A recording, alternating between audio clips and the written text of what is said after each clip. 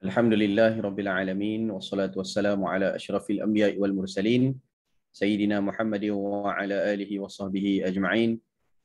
Rabbana zidna ilman warzuqna fahman birahmatika ya arhamar rahimin. Allahumma faqihna fid din wa 'allimna at-ta'wil wahdina ila siratikal mustaqim. Bismillahi ma syaa Allah la quwwata illa billahi ma syaa Allah. Kullu ni'matin min Allah ma syaa Allah al khairu kulluhu bi yadillah. Ma syaa Allah la yasrifu su'a illa Allah. نوينا التعلم وتعليم وتذكر وتذكير والنفع والانتفاع والإفادة والاستفادة والحث على التمسك بكتاب الله وسنة رسوله والدعاء إلى الهدى والدلالة على الخير ابتغاء وجه الله ومرضاته وقربه وثوابه سبحانه وتعالى آمين اللهم آمين.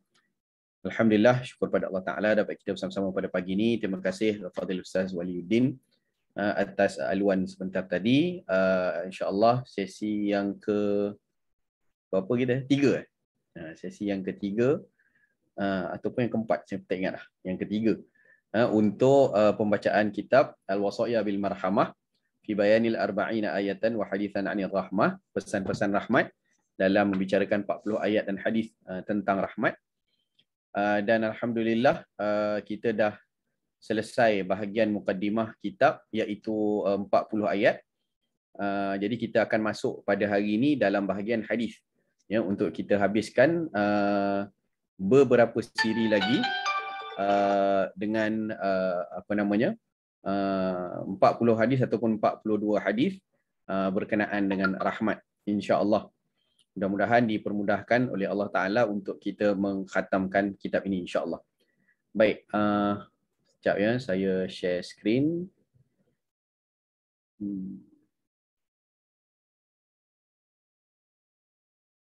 Okey, harap-harap tuan-tuan boleh nampak di screen. Kalau yang tak ada kitab lah, yang ada kitab boleh buka juga kitab masing-masing, insya-Allah. Baik, kita buka muka surat 36. Insya-Allah kita akan masuk hari ini pada hadis yang pertama. Hadis yang penting jugalah dan juga panjang. Baik, bismillahirrahmanirrahim. Hadis yang pertama adalah hadis musalsal bil awwaliyah ataupun lebih dikenali dengan hadis rahmah. Sebelum kita baca hadis musalsal ini, saya bagi sedikit penjelasan lah. Mungkin ada yang pertama kali dengar hadis apa pula musalsal ni. Musalsal ni kalau ikut daripada segi takrifan dia adalah dari segi bahasa maksudnya berantai. Ataupun bersambung-sambung, ya, berantai. Jadi hadis musalsal ni ada beberapa kategori lah. Keadaan hadis itu diriwayatkan sebagaimana keadaan sebelumnya. Itu maksud hadis tu berantai. Sama ada yang berantai itu adalah qaulnya, ada hadis musalsal qauli, iaitu yang berantai itu adalah ucapan. Ataupun hadis musalsal fi'li, ya, maknanya yang berantai itu adalah perbuatan. Maknanya hadis itu diriwayatkan dalam sesuatu ucapan yang mana keadaan antara perawi dan perawi itu meriwayatkannya dengan perkataan yang sama. Dia ada keadaan dia yang serupa. Maknanya waktu riwayatkan hadis tu apa keadaan dia? Begitu. Kan, apa keadaan waktu meriwayatkan hadis itu? Maka dia akan jadi satu bentuk rantaian yang bersambung, dan hadis musalsal, ya, adalah satu-satunya lah ruang untuk kita ada bahagian daripada kita ni meriwayatkan hadis Rasulullah sallallahu alaihi wasallam. Yang sebab kita nak jumpa dengan contoh imam kutubus sittah kan, immatul muhaddithin, imam hadis ni, Imam Bukhari riwayatkan hadis daripada guru dia sampai pada sahabat Nabi, sampai pada Rasulullah. Itu rantaian itu. Rantaian sanad dipanggil sanad. Dalam ilmu hadis ni ada sanad. Sanad tu rantaian. Okay. Daripada Imam Bukhari, anak murid dia apa semua adalah turun ke bawah. Tapi kebanyakan kita pada hari ini kita dapat hadis, ya, sudah dikumpulkan atau sudah dibukukan oleh para a'immatul muhaddithin. Mereka himpunkan jadi satu kitab, dapat daripada kita riwayat Al-Bukhari contoh. Jadi rantaian tu kita cuma tahu daripada Imam Bukhari sampai pada Rasulullah sajalah. Tapi dalam hadis musalsal, keadaan hadis itu diturunkan sampai generasi kita pada hari ini. Jadi pada hari ini saya nak riwayatkan pada tuan-tuan hadis ini supaya tuan-tuan pun nanti maknanya ada boleh letakkan chain kita, rantaian kita, hubungkan diri kita dengan Rasulullah SAW melalui hadis. Jadi cara dia macam mana? Cara dia adalah kita boleh ambil riwayat hadis musalsal daripada guru-guru kita. Dan inilah yang saya riwayatkan hadis ini dan saya letak pada hadis pertama. Penting juga kerana apa? Kerana tema hadis musalsal ni memang banyak dilakukan oleh para ulama ketika mana mula-mula nak bacakan kitab hadis. Tu sama ada dia hakiki atau majazi lah. Hakiki, maksud hakiki adalah hadis ni maksud hadis bil awwaliyah. Musalsal bil awwaliyah maksudnya hadis yang pertama yang didengar.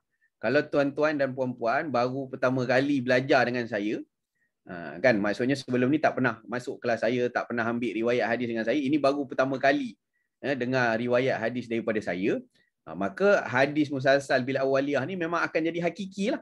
Hakiki tu maksudnya apa? Maksudnya hadis yang tuan-tuan dengar ni adalah hadis pertama yang tuan-tuan riwayatkan daripada saya sebelum nanti ambil lagi hadis-hadis yang lain. Macam tu.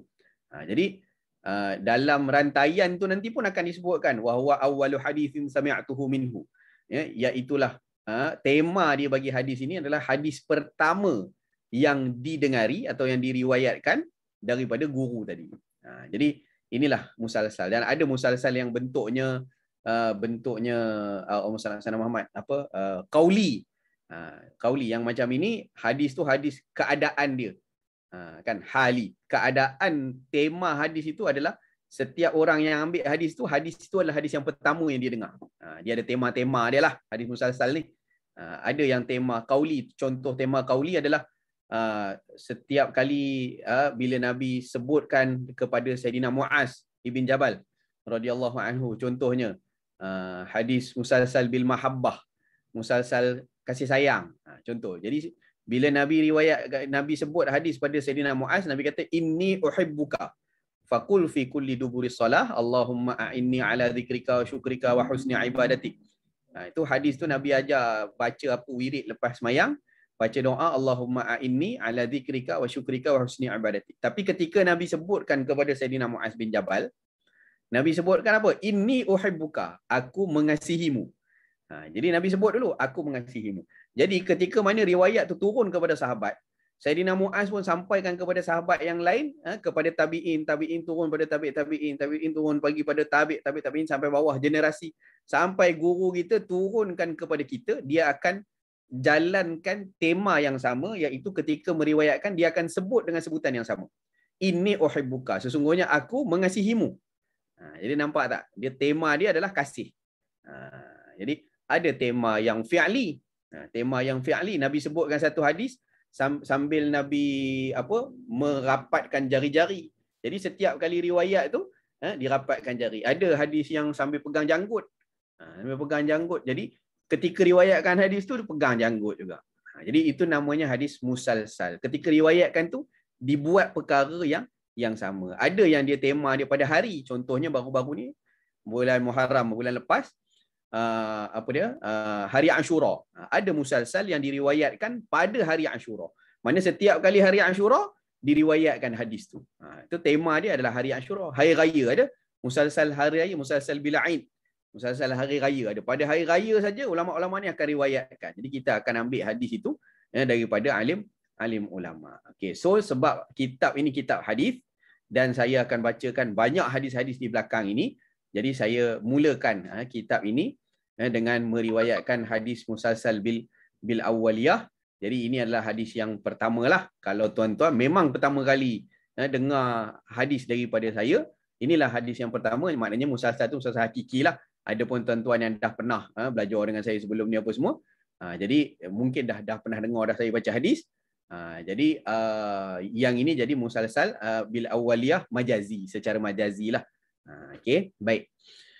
Hadisnya panjang ni. Tapi tak apalah, saya baca untuk kita ambil berkat. Sebab kata ulama, inda zikri salihin tanazzalu fihi rahmah, kan, ketika mana kita sebut nama orang-orang soleh, turun rahmat Allah Subhanahu Wa Taala. Ini banyak nama perawi-perawi hadis ni. Jadi kita ambil berkat daripada sebut nama-nama mereka. Mudah-mudahan Allah rahmati kita. Kalau nak cerita bab mustalah ni panjanglah. Jadi kita teruskan saja. Kita bacakan saja. Bismillahirrahmanirrahim. Yaqulu al-Azhari, saya lah ni. Telah berkata, saya arwi hadis al-musalsal, saya riwayatkan hadis musalsal bil awaliyah, hadis rahmah an syaikhina, daripada syekh saya. Ini syekh saya lah yang saya riwayatkan hadis ini. Al-Allamah al-Musnid Abil Faid Alamuddin Al-Syekh Muhammad Husni Ginting bin Muhammad Hayat Ginting Al-Azhari Al-Lankati rahimahullahu ta'ala rahmatal abrar wa jama'na wa iyahu fi daril qarar ma'al anbiya' wa syuhada' wa salihin wal akhyar. Ini syekh saya rahimahullahu ta'ala. Wa huwa awwalu hadithin sami'tuhu minhu. Ini hadis pertama yang saya dengar daripada beliau. Qala, ini beliau berkata, haddatsana bihi, beliau ambil pula, beliau dengar pula daripada Al-Musnid Al-Mu'ammar Al-Syekh Muhammad Sa'ad Muhammad Badran Al-Qawquji Ad-Dumyati rahimahullahu ta'ala.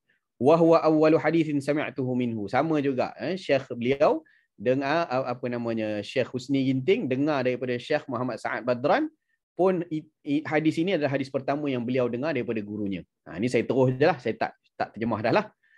Qala hadatsana bihi Syekh Muhammad Bahauddin Abu Nasr bin Abil Mahasin Al-Qawquji rahimahullah wa huwa awwalu haditsin sami'tuhu minhu qala hadatsana bihi walidi Syekh Abul Mahasin Muhammad bin Khalil Al-Qawquji rahimahullah wa huwa awwalu haditsin sami'tuhu minhu qala hadatsana Al-Allamah Muhammad Abid As-Sindi rahimahullah wa huwa awwalu haditsin sami'tuhu minhu qala hadatsana As-Sayyid Abdul Rahman bin Sulaiman Al-Ahdal rahimahullah wa huwa awwalu haditsin sami'tuhu minhu qala hadatsana Amrullah Ibn Abdul Khaliq Al-Mazjaji rahimahullah wa huwa awwal haditsin sami'tuhu minhu qala hadatsana Muhammad ibn Ahmad ibn Sa'id al-Ma'ruf bi ibni Aqilah rahimahullah wa huwa awwal haditsin sami'tuhu minhu qala fi musalsalatihi al-musammah bil fawaid al-jalilah hadatsana Syekh Ahmad ibn Muhammad ad-Dumyati al-mashhur bi ibni Abdul Ghani rahimahullah wa huwa awwal haditsin sami'tuhu minhu qala bi hadrati jama' من أهل العلم قال حدثنا به المعمر محمد بن عبد العزيز المنوفي رحمه الله وهو أول حديث سمعته منه وإجازة منه بجميع مروياته قال حدثنا الشيخ محمد أبو الخير ابن عموس الرشيدي رحمه الله وهو أول حديث سمعته منه إجازة بجميع مروياته قال حدثنا به الشيخ الإسلام شرف زكريا ابن محمد الأنصاري رحمه الله تعالى وهو أول حديث سمعته منه قال حدثنا به خاتمة الحفاظ أمير المؤمنين في الحديث أبو الفضل شهاب الدين أحمد ابن علي ابن حجر الأسقلاني رحمه الله تعالى. Sanad bersambung sampai Ibnu Hajar Asqalani, pengarang syarah Sahih Bukhari. Wa huwa awwalu haditsin sami'tuhu minhu qala akhbarana bihi al-Hafiz Zainuddin Abu al-Fadl Abdul Rahim ibn Husain al-Iraqi rahimahullah wa huwa awwalu haditsin sami'tuhu minhu qala hadatsana bihi Abu al-Fatah Sadruddin محمد بن بدر ابن إبراهيم الميدومي رحمه الله وهو أول حديث سمعته منه قال حدثنا به النجيب أبو الفرج عبد اللطيف ابن عبد المنعم الحراني رحمه الله وهو أول حديث سمعته منه قال أخبرنا به الحافظ أبو الفرج عبد الرحمن بن علي بن محمد بن الجوزي رحمه الله وهو أول حديث سمعته من قال حدثنا أبو سعيد إسماعيل بن أبي صالح المؤذن النيسابوري رحمه الله وهو أول حديث سمعته منه قال حدثنا والدي أبو صالح أحمد بن عبد الملك المؤذن النيسابوري رحمه الله وهو أول حديث سمعته منه قال حدثنا أبو طاهر محمد بن محمش الزيادي رحمه الله وهو أول حديث سمعته منه قال حدثنا به أبو حامد أحمد بن محمد بن يحيى بن بلال البزار رحمه الله وهو أول حديث سمعته منه قال حدثنا عبد الرحمن بن بشر ابن الحكم العبدي النيسابوري رحمه الله وهو أول حديث سمعته منه قال حدثنا به سفيان بن عيينة رحمه الله وهو أول حديث سمعته منه عن عمرو بن دينار رحمه الله عن أبي قابوس مولى عبد الله بن عمر بن العاص ابن عبد الله بن عمرو بن العاص رضي الله عنهما عن عبد الله بن عمرو بن العاص رضي الله عنهما قال ini sahabat Rasulullah قال رسول الله صلى الله عليه وسلم الراحمون يرحمهم الرحمن تبارك وتعالى ارحموا من في الأرض يرحمكم من في السماء. Jadi boleh kira balik nama di atas tu 24 nama sebelum nama sahabat. 24 nama sebelum nama sahabat. Masuk dengan nama syekh saya 25 lah. Masuk dengan syekh saya 25. Jadi tuan-tuan adalah nama yang ke-26. Kerana tuan-tuan ambil riwayat daripada saya. Begitu ya. Baik, hadisnya bermaksud daripada Abdullah bin Amr bin Al-As radhiyallahu anhuma, beliau telah bersabda Rasulullah sallallahu alaihi wasallam, Ar-Rahimun, orang-orang yang memiliki sifat kasih sayang. Yarhamuhumur Rahmanu tabaraka wa ta'ala. Akan dikasihi oleh Allah yang Maha Penyayang. Kasihilah para penghuni bumi, maka para penghuni langit akan mengasihi kalian. Yang bawah ni ada sedikit pembahasan tentang hadis itulah, saya tak bacalah. Ini detail dia saja di mana boleh dapat hadis ni dan ada apa pertambahan dalam matannya. Ada sebahagian ulama tak sebut tabaraka wa ta'ala dan sebagainya, itulah. Apa namanya, hadis ini menceritakan kepada kita tengok balik Ar-Rahimun yarhamuhumur Rahmanu tabaraka wa ta'ala yarhamu man fil ardi yarhamukum man fis sama. Ini satu apa namanya, kesimpulan kepada kasih sayang, yang mana kita hidup di dunia ini kita diutuskan atau dicipta oleh Allah Subhanahu wa taala di atas muka bumi ini, ini adalah untuk kita berkasih sayang kepada yang Maha Penyayang dan juga kepada hamba-hamba Allah yang dikasihi oleh Allah Subhanahu wa taala. Orang-orang yang berkasih sayang akan disayangi oleh yang Maha Penyayang. Gitu kan. Jadi kita ni kalau berkasih sayang sesama kita, maka kita akan dapatkan kasih sayang daripada yang memiliki kasih sayang, iaitu Ar-Rahman. Ar-Rahman, sifat Allah Ta'ala dengan Maha Rahmah, dengan Maha Penyayang, akan menyayangi orang yang menyayangi. Jadi apa kita kena buat? Irhamu man fil ardi. Kasihilah mereka yang berada di muka bumi. Siapa dia? Min adami wa hayawanin muhtara. Tak kira lah, sama-sama makhluk lah. Kasih sayang kita sesama makhluk. Baik sesama manusia, ataupun kepada makhluk-makhluk Allah yang lain seperti haiwan-haiwan yang mulia. Kan, kasih sayang dengan babi anjing tak boleh lah.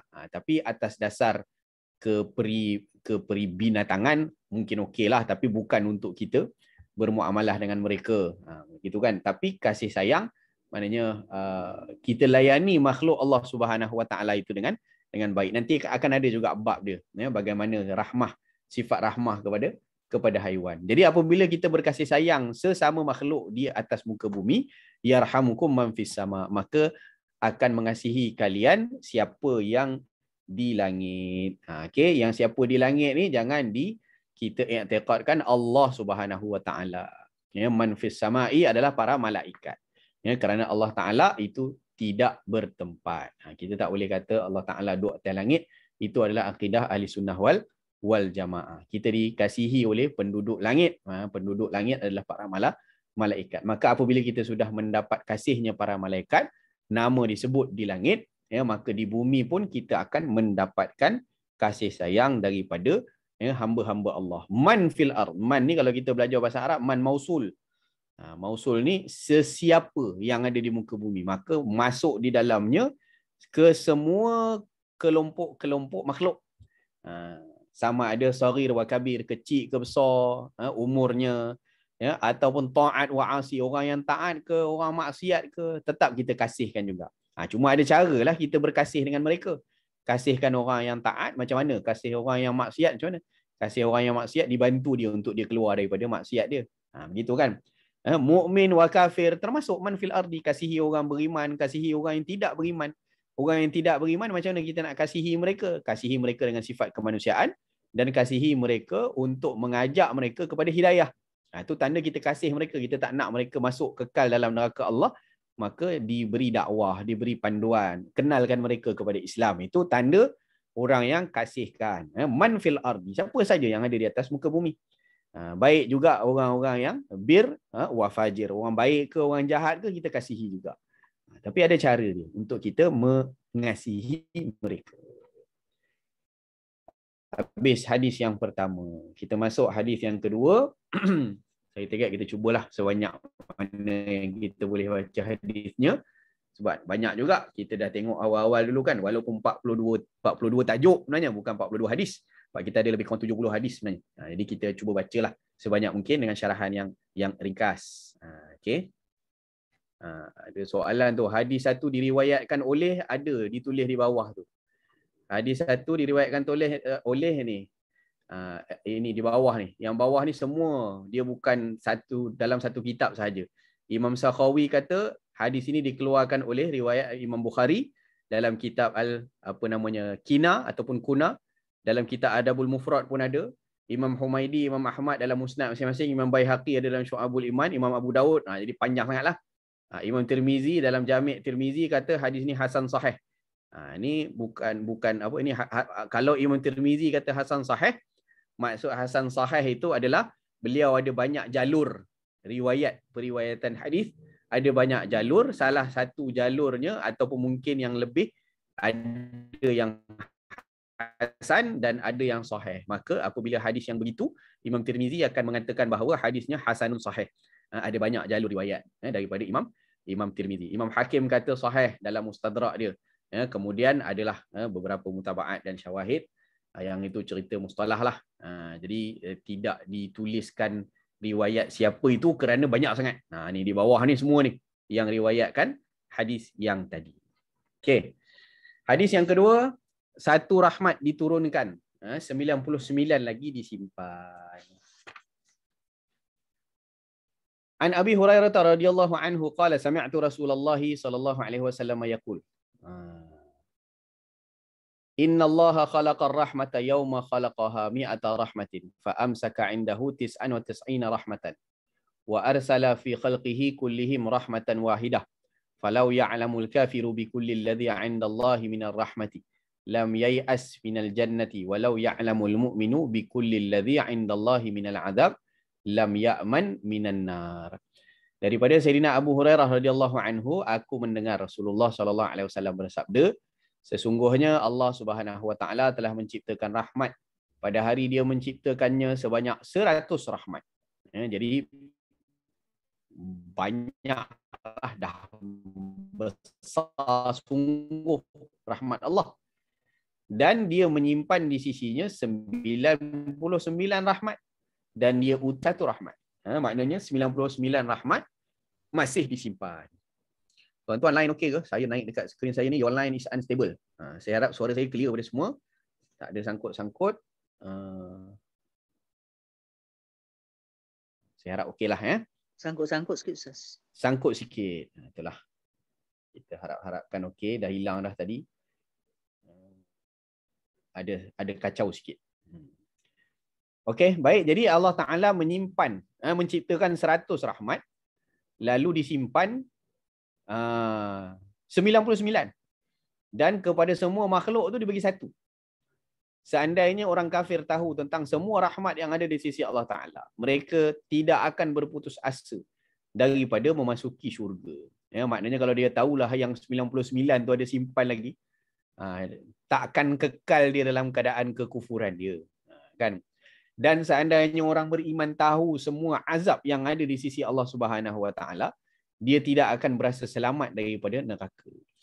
Jadi kita dalam kehidupan kita tahu bahawa kita hidup dengan rahmat Allah Subhanahu wa taala. Dalam hadis yang lain ada, Imam Muslim bawa riwayat daripada Sayyidina Abi Hurairah, Nabi sallallahu alaihi wasallam bersabda, ja'alallahu rahmata mi'ata juz'in fa amsaka 'indahu 99 wa anzala fil ardi juz'an wahidan. Famin dhalikal juz'i tatarahamul khalaiqu hatta tarfa'ad dabbatu hafiraha an waladiha khasyata an tusibahu. Allah Ta'ala telah jadikan rahmat sebanyak 100 bahagian. Dan dia simpan di sisinya 99 dan menurunkan ke muka bumi 1 bahagian.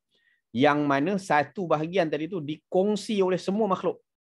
Yang ada saling berkasih sayang, sesuatu yang kita nampak pada hari ini hasil daripada kasih sayang, itu adalah semuanya mengambil hanya daripada 1 rahmat yang Allah Ta'ala turunkan kepada muka bumi. Sehingga kan, kalau kita tengok bukan kita saja, haiwan ada mak binatang angkat kaki, mak kuda angkat kaki dia daripada anak dia kerana takut terpijak. Hak tu kita fikir tu rahmat kasihnya mak kuda kepada anak kuda, kasihnya mak kucing kepada anak kucing, dia sampai ada yang dia defend daripada kehidupannya. Padahal dia kucing saja. Kehidupannya pun tidak terikat dengan taklif. Tak ada cerita syurga neraka lah bagi mereka. Mereka tidak dibebani dengan tanggungjawab. Sebagaimana manusia diberikan beban untuk tanggungjawab taklif mereka kepada agama. Tapi kita boleh nampak kasih sayang itu ada pada mereka. Semuanya berkongsi. Apatah lagi kasih sayang daripada manusia. Memang kita nampaklah di sisi manusia macam-macam orang hidup dengan kasih sayang. Dalam riwayat yang lain ada hadis daripada Salman Al-Farisi radhiyallahu anhu. Beliau berkata Rasulullah SAW bersabda, "Inna lillahi mi'ata rahmatin, faminha rahmatun biha yatarahamul khalqu bainahum wa tis'atun wa tis'una liyaumil qiyamah." Sesungguhnya Allah memiliki 100 rahmat, terdapat daripadanya ada satu rahmat yang mana dengannya makhluk saling berkasih sayang. Mana pergi 99 lagi? 99 lagi Allah Ta'ala spare untuk hari kiamat.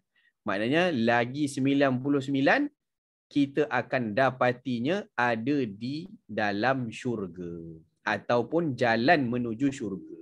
Rahmat-rahmat ini yang Allah Ta'ala akan berikan, yang akan kita rasa lebih lagi besar dia di hari kiamat. Ada isteri yang solehah, ada anak-anak yang menyejukkan mata, ada harta-harta yang menyenangkan kita. Itu semua kan berkat kasih sayang tu. Ada pekerjaan yang membahagiakan kita.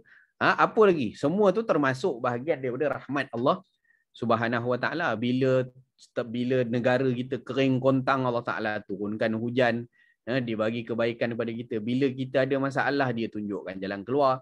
Macam-macam rahmat kita dapat. Tapi rahmat-rahmat yang kita dapat tu masih kecil. Kerana apa? Kerana semua makhluk sedang berkongsi daripada satu rahmat sahaja. Bayangkan lagi 99 yang Allah Ta'ala simpan untuk siapa? Untuk hamba-hambanya nak dibagi di hari kiamat. Kalau di sini kita dapat duit, kalau kita di sini antara rahmat Allah kita makan kenyang. Bila makan sedap, Allah lalu dekat lidah kita kan. Deria lidah kita dapat merasa sedapnya makanan. Masuk dekat tekak, rahmat lagi. Masuk dalam perut, rahmat lagi. Dalam perut dah tak rasalah sedapnya. Tapi badan akan rasa sedapnya, iaitu dia ambil zat.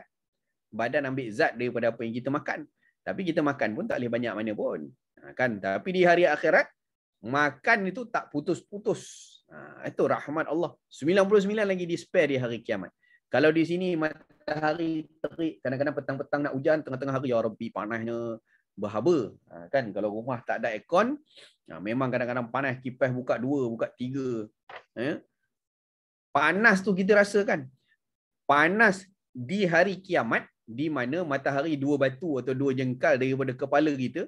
Di waktu itu Allah Ta'ala beri naungan kepada hamba-hambanya. Yang sekarang ni panas, kalau kita dapat teduh bawah pokok, ya Allah rahmatnya, kan begitu kan.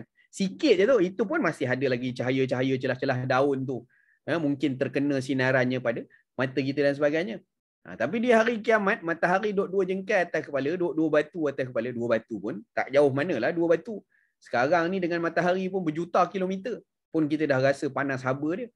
Maka itu, kalau kita nak senaraikan rahmat Allah di hari kiamat, ketika dihirup pikuk mahsyar menuju ke syurga, macam mana Allah Ta'ala ampunkan hamba yang berdosa besar-besar.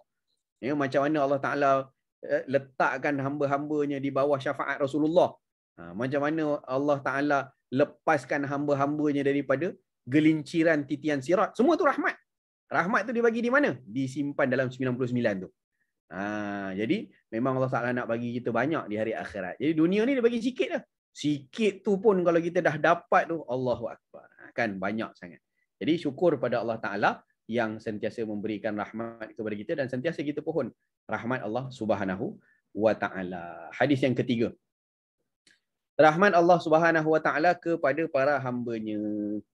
An Umar ibn al-Khattab radhiyallahu anhu annahu qala qadima ala Rasulillah sallallahu alaihi wasallam bi sabyin fa idza imra'atun min as-sabyi tabtaghi idza wajadat sabiyan fi sabyi akhadhathu fa alsaqathu bi batniha wa arda'athu fa qala lana Rasulullah sallallahu alaihi wasallam atarawna hadhihi al-mar'ata tarihatan waladaha fi an-nar. Qulna la wallahi wa hiya taqdiru ala alla tatrahahu. Faqala Rasulullah sallallahu alaihi wasallam Allahu arhamu bi ibadihi min hadhihi bi waladiha. Daripada Sayyidina Umar bin Al-Khattab radhiyallahu anhu.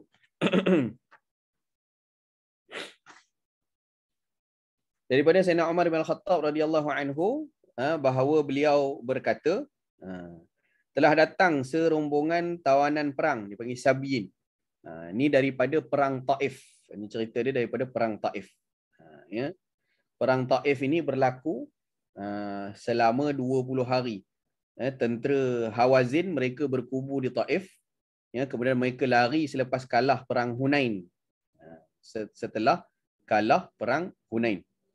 Jadi ramai syuhada-syuhada yang terkorban lah. Jadi Nabi SAW waktu tu buat keputusan untuk retreat, untuk kembali terlebih dahulu.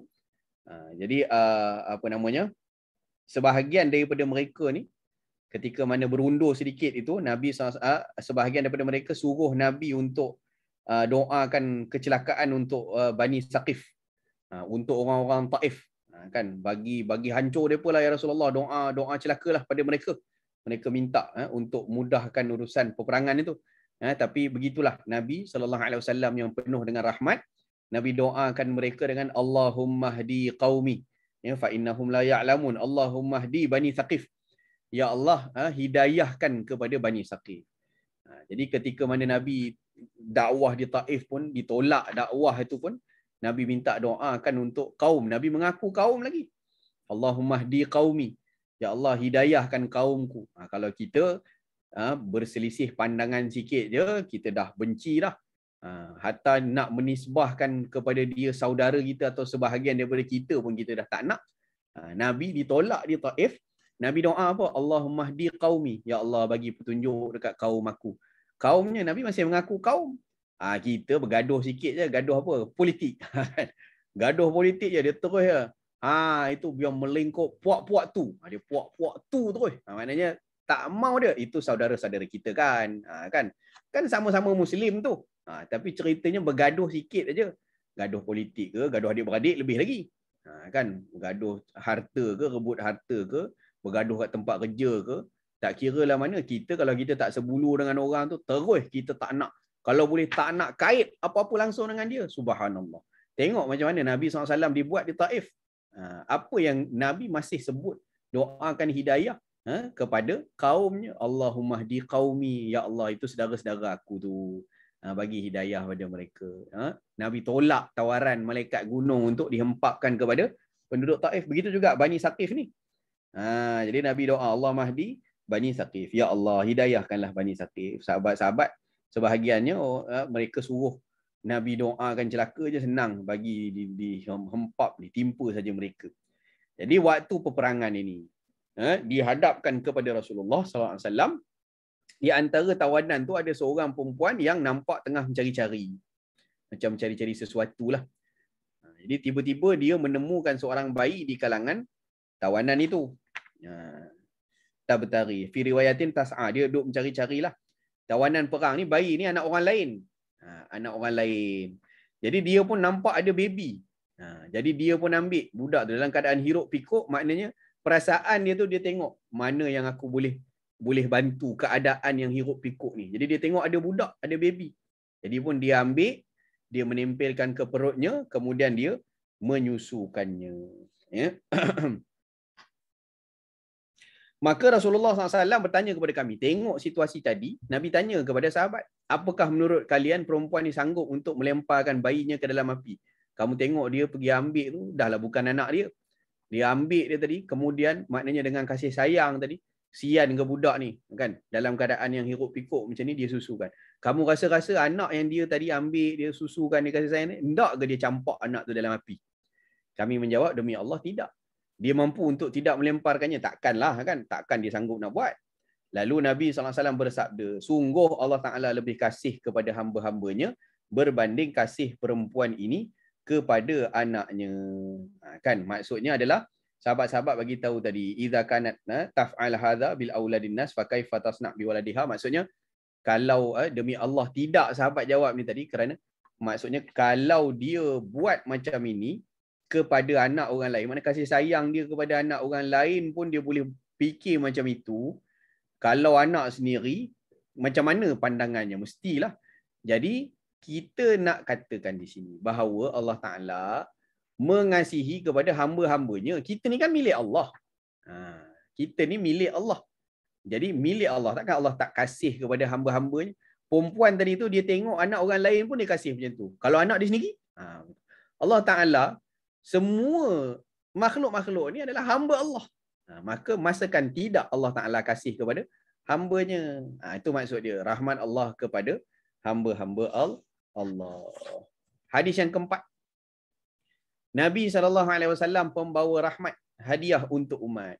An Abi Salih radhiyallahu anhu qala kana Nabi sallallahu alaihi wasallam yunadihim ya ayyuhan nasu innama ana rahmatun muhdah. Daripada Abi Salih radhiyallahu anhu, beliau berkata, adalah Nabi SAW pada suatu hari menyeru para sahabat, wahai sekalian manusia, ketahuilah bahawa sesungguhnya aku ini adalah rahmat yang dihadiahkan oleh Allah Ta'ala kepada seluruh alam. Jadi sebagaimana ayat yang telah kita baca, dalam Quran pun antara maksud rahmat itu adalah Nabi SAW. Allah utuskan Nabi kita rahmatan lil alamin, sebagai rahmat pada seluruh alam, petunjuk, bagi panduan, bawa risalah Allah, penyelamat, semua itu adalah Nabi kita, Nabi Muhammad SAW. Maka dalil ini adalah Nabi itu dihadiahkan kepada kita. Aku ini adalah rahmat yang dihadiahkan oleh Allah Ta'ala kepada seluruh alam. Dalam satu hadis yang lain, ini nama-nama Nabi lah. An Abi Musa al-Ash'ari radhiyallahu anhu qala Rasulullah sallallahu alaihi wasallam ana Muhammad wa Ahmad wal Muqaffa wal Hashir wa Nabiyyut Taubah wa Nabiyyur Rahmah. Kata Sayyidina Abi Musa al-Ash'ari, telah bersabda Nabi sallallahu alaihi wasallam, aku, ini nama-nama Nabi, aku Muhammad, aku Ahmad, aku Nabi yang akhir, Muqaffa, Nabi penutup, aku Hashir. Hashir ni mahsyar tu kan, mahsyar dia isim makan, tempat berhimpun. Kalau Hashir, penghimpun, yang mana manusia akan berhimpun di bawah kakiku.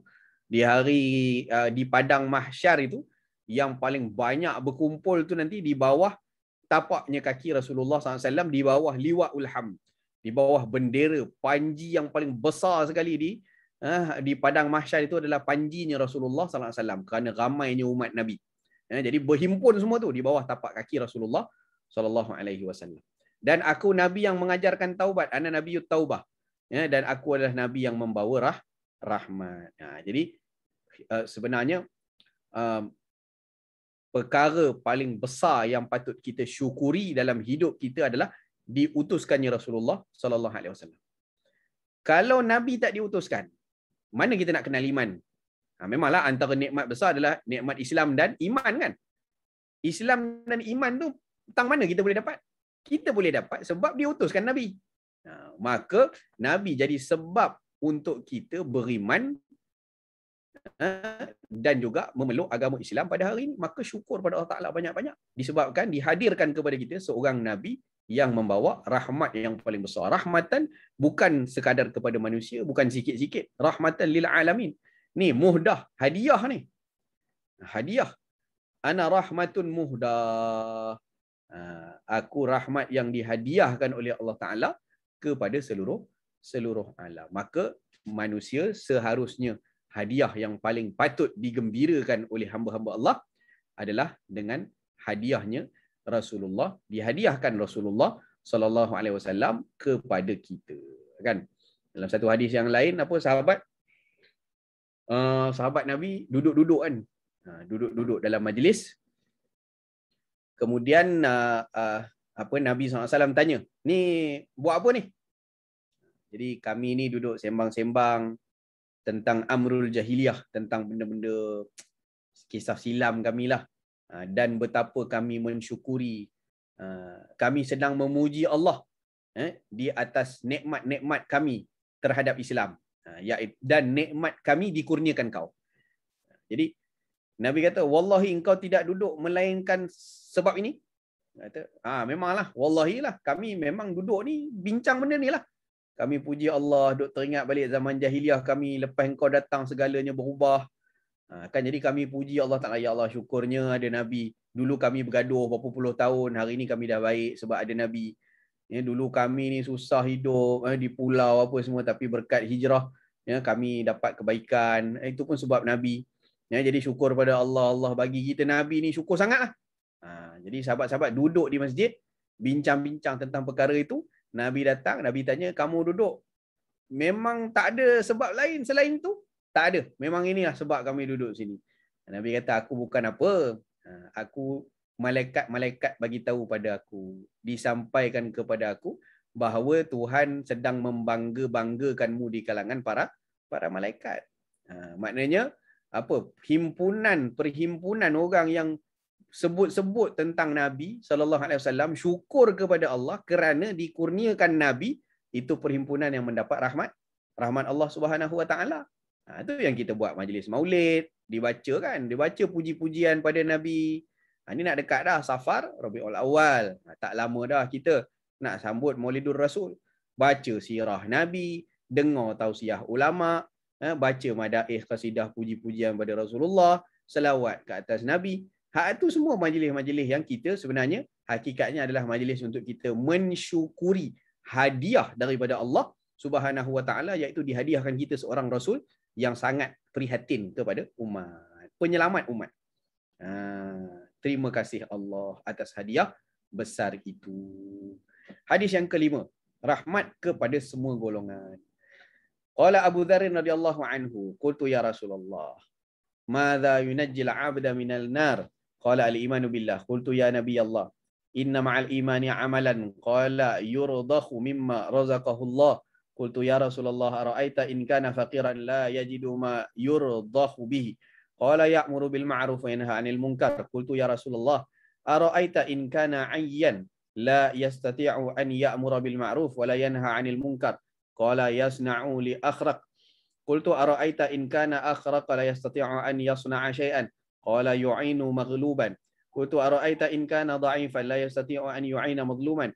Faqala ma turidu an tatruka fi sahibika min khairin tumsikul adha 'anil nasi? Faqultu ya Rasulullah, idza fa'ala dhalika dakhala al-jannah. Qala ma min muslimin yaf'alu khaslatan min haula'i illa akhadhat bi yadihi hatta tudkhilahu al-jannah. Sayyidina Abi Dzar radhiyallahu anhu berkata, aku berkata, ya Rasulullah, apakah yang menyelamatkan seorang hamba daripada api neraka? Jawab baginda SAW, iman kepada Allah. Aku berkata, wahai Nabi Allah, dengan keimanan itu apakah perlu ada bersamanya amal yang perlu dilaksanakan? Jawab baginda SAW, memberi kepada orang lain dengan apa yang direzekikan kepadanya oleh Allah. Kongsikanlah. Jadi iman bukan sekadar cakap-cakap saja, adalah tindakannya. Jadi kalau kita beriman bahawa Allah Ta'ala bagi rezeki pada kita, apa yang direzekikan tu kongsikanlah bersama-sama dengan sahabat yang lain. Aku berkata lagi, ya Rasulullah, apa pandanganmu jika ada seorang fakir yang tak mendapatkan sesuatu untuk dia memberi? Kalau dia miskin, macam mana ya Rasulullah? Dia pun tak ada benda dia nak bagi, jadi macam mana? Jawab baginda SAW, dia menyuruh untuk melakukan yang baik dan melarang untuk melakukan mungkar. Amar ma'ruf nahi mungkar, nasihat yang baik-baik, buat yang elok-elok. Tak ada harta pun tak semestinya tak boleh bagi tunjukkan akhlak yang baik dan sebagainya. Itu pun juga pemberian, halang orang untuk buat kemungkaran. Aku berkata lagi, ya Rasulullah, apakah pandanganmu jika dia itu kekurangan orangnya, lalu dia tak mampu untuk melakukan amar ma'ruf nahi mungkar, nak cakap pun tak bererti, nak nasihat orang pun kedudukannya mungkin sukar nak nasihat. Jawab baginda SAW, dia lakukan sesuatu untuk membantu orang bodoh, cari orang yang bawah lagi daripada dia. Contohnya orang yang tak ada kemahiran ataupun tak mampu usaha kehidupan, tengok apa yang dia boleh buat untuk bantu orang tu. Aku berkata, bagaimana pandanganmu jika dia tu sendiri bodoh dan tak mampu buat apa-apa? Maksudnya memang tak boleh buat apa-apa lah. Nak tolong orang apa pun tak tahu. Jawab baginda SAW, maka dia bantu orang yang lebih lemah, lebih rendah daripadanya. Setiap orang mesti ada keadaan orang yang lebih bawah lagi daripada dia. Aku berkata, apakah pandanganmu jika dia sendiri lemah dan tak mampu bantu orang yang teraniaya? Jawab Nabi SAW, apakah engkau tak mahu tinggalkan pada sahabatmu itu sesuatu pun daripada kebaikan? Jadi Nabi tutup terus. Kan kalau tanya-tanya lagi makin ke bawah, takkan tak buat apa-apa langsung. Sebagai tanda keimanan kepada Allah. Jadi kamu tak nak tinggalkan ke? Takkanlah apakah dia tu memang langsung tak ada apa-apa kebaikan yang dia boleh buat kan? Mesti ada kebaikan yang dia boleh buat. Kamu tak tinggalkan pada sahabatmu tu satu pun. Maknanya kamu kata semua dia tak mampu buat. Maknanya dia tak buat kebaikan ke? Takkan macam tu. Aku berkata, ya Rasulullah, jika dia melakukan itu, apakah dia masuk syurga? Jawab baginda SAW, tidak ada dari kalangan Muslim. Di sini nampak ya, kepada semua golongan. Tidak ada dari kalangan Muslim yang melakukan bahagian daripada semua tu, daripada yang atas tadi, daripada orang kaya, orang yang ada kuasa, orang yang ada kemampuan, orang yang ada ni, sampailah orang yang tak mampu apa-apa, tapi dia masih lagi nak bantu ataupun nak berikan kebaikan kepada saudaranya yang lain. Ya, semua golongan lah tu tadi. Daripada atas sampai ke bawah, tak ada dari kalangan Muslim yang melakukan bahagian dari semua itu, melainkan akan dipimpin tangannya, dipandu sampai memasukkannya ke dalam syurga. Maknanya Allah Ta'ala akan bagi rahmat kepada kita jika kita laksanakan kebaikan dalam hidup kita. Ada panduan kebaikan tadi yang akan Allah Ta'ala pimpin kita buat baik. Bila ada sedikit kebaikan pun, kebaikan tu akan memimpin kita masuk dalam syurga Allah Subhanahu Wa Ta'ala. Jadi semua orang berpotensi untuk masuk syurga. Maksudnya kita tak ada kita tidak memandang hina kepada orang lain. Ya, sebab semua orang ada potensi untuk masuk syurga. Bagi orang yang menyebut kalimah La ilaha illallah Muhammadun Rasulullah. Hadis yang ke-6, rahmat dalam hak seorang Muslim. Saya minum sikit, tuan-tuan. Bismillah.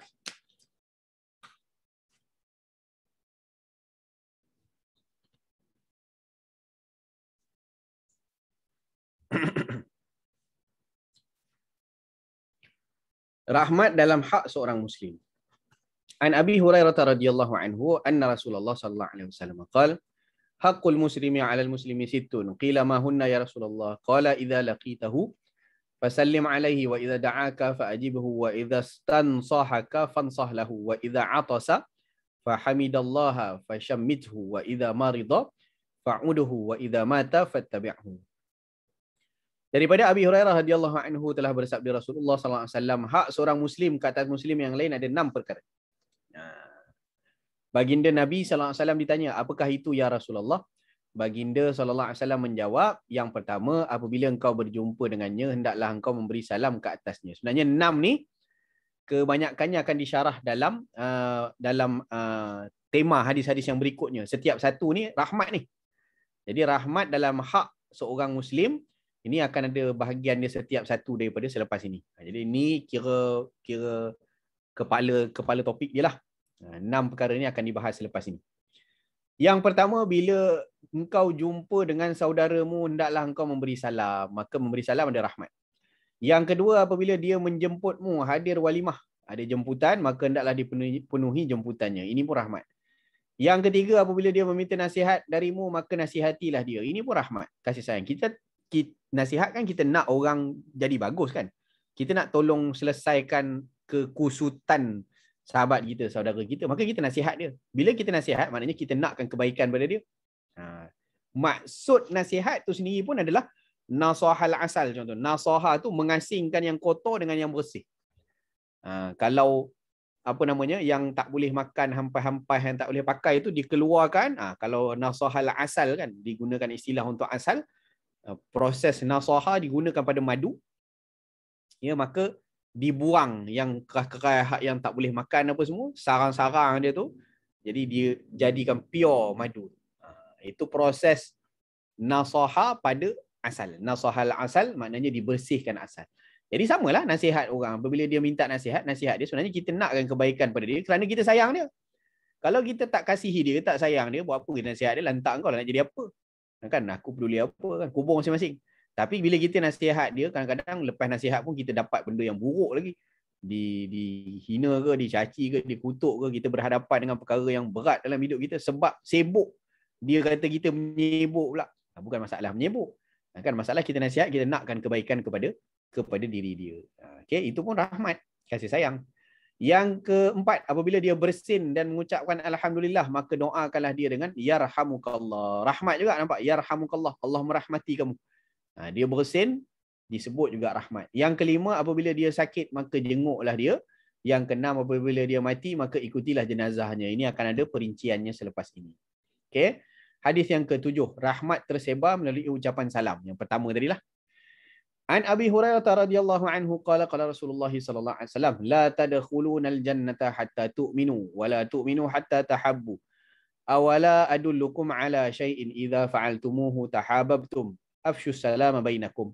Daripada Abi Hurairah radhiyallahu anhu telah bersabda Rasulullah sallallahu alaihi wasallam, kalian tidak akan masuk syurga sehinggalah kalian beriman dan keimanan kalian tidak sempurna sehinggalah kalian saling mengasihi. Maksud apa la tadkhulunal jannah ni? Apakah jadi kafir dia? Tidak. Kan? Maknanya kalian tak akan masuk syurga sehinggalah kalian beriman. Itu memanglah yang pertamalah, tak akan masuk syurga melainkan beriman. Wala tu'minu hatta tahabbu, dan kalian tidaklah beriman sehinggalah kalian berkasih sayang. Jadi kalau tak berkasih sayang, adakah tidak beriman? Di sini maksudnya tak sempurna iman. Yang saya letak terus dalam terjemahan lah. Iman kalian tidaklah sempurna sehinggalah kalian saling mengasihi. Kerana tanda-tanda kesempurnaan iman tu adalah dengan kita saling mengasihi di antara satu sama lain. Awala adullukum, apakah mahukah kalian aku tunjukkan sesuatu yang apabila kalian buat, nescaya kalian akan saling mengasihi. Jadi sebenarnya Nabi nak ajar kita jalan ke syurga. Jalan nak jadi orang beriman, jalan nak sempurna iman, Nabi nak ajarkan kasih sayang. Bila dapat kasih sayang, maka akan jadi sempurna iman. Bila sempurna iman, maka masuk syurga. Begitu. Tujuannya sebenarnya Nabi nak bimbing kita masuk syurga. Maka para sahabat menjawab, ya Rasulullah, dah tentulah. Dah tentu kami nak. Maka baginda SAW bersabda, afshus salama bainakum. Sebarkanlah salam di antara kamu sekalian.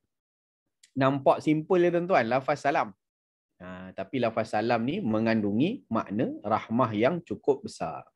Itulah yang menghubungkan kita, syiar bagi umat Islam.